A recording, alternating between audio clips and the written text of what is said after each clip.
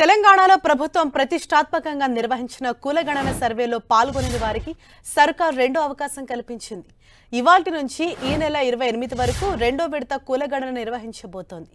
అయితే మొదటిసారి సర్వేలో తమ వివరాలు నమోదు చేసుకుని వారు మాత్రమే ఈ సర్వేలో పాల్గొనాలని ప్రభుత్వం సూచించింది.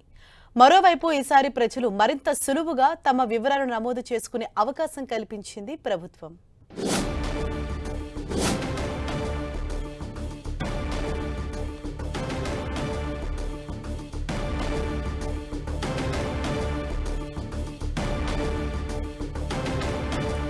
ఇదే విషయంపై మరింత సమాచారంతో మా ప్రతినిధి కరుణాకర్ మనకు అందుబాటులో ఉన్నారు. కరుణ, ప్రతిష్టాత్మకంగా నిర్వహించిన కులగణన సర్వే పూర్తి కాని నేపథ్యంలో ఎవరైతే కులగణన సర్వేలో పాల్గొనలేదో వారందరి కోసం మళ్ళీ కులగణన సర్వేను కంటిన్యూ చేయాలని చెప్పి ప్రభుత్వం నిర్ణయించింది. ఈ రోజు నుంచి కులగణన సర్వే ప్రారంభమవుతుంది.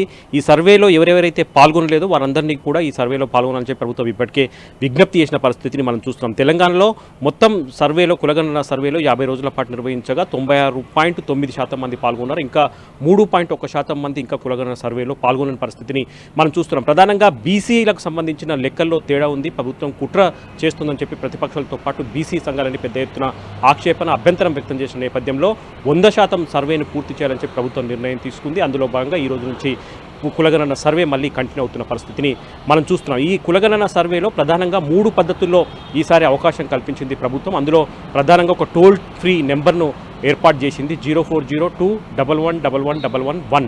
ఈ టోల్ ఫ్రీ నెంబర్కి ఎవరైతే కులగణన సర్వేలో పాల్గొనలేదో వాళ్ళంతా ఈ టోల్ ఫ్రీ నెంబర్కు కాల్ చేసి వాళ్ళ వివరాలు నమోదు చేస్తే మళ్ళీ ఎన్యూమరేటర్లందరూ కూడా వాళ్ళ ఇళ్లలోకి వెళ్ళి పూర్తి స్థాయిలో కులగణన సర్వే చేస్తారు. ఇక రెండో ఆప్షన్ ఇచ్చింది, ఎవరైతే గ్రామ స్థాయిలో అయితే మండల కేంద్రంలోని ఎంపీడీఓ ఆఫీసులకు వెళ్ళి తమ వివరాలు నమోదు చేయాలి. అదే పట్టణ ప్రాంతాల్లో అయితే వార్డు కార్యాలయాలకు వెళ్ళి అక్కడున్న సేవా కేంద్రాల్లో తమ వివరాలు నమోదు చేస్తే మళ్ళీ వాళ్ళంతా కూడా ఆ వివరాలను బట్టి వాళ్ళ ఇళ్లలోకి వెళ్ళి ఈ కులగణన సర్వే పూర్తి వివరాలు నమోదు చేసుకుంటారు. ఇక దాంతోపాటు వెబ్సైట్ కూడా ఏర్పాటు చేసింది ప్రభుత్వం.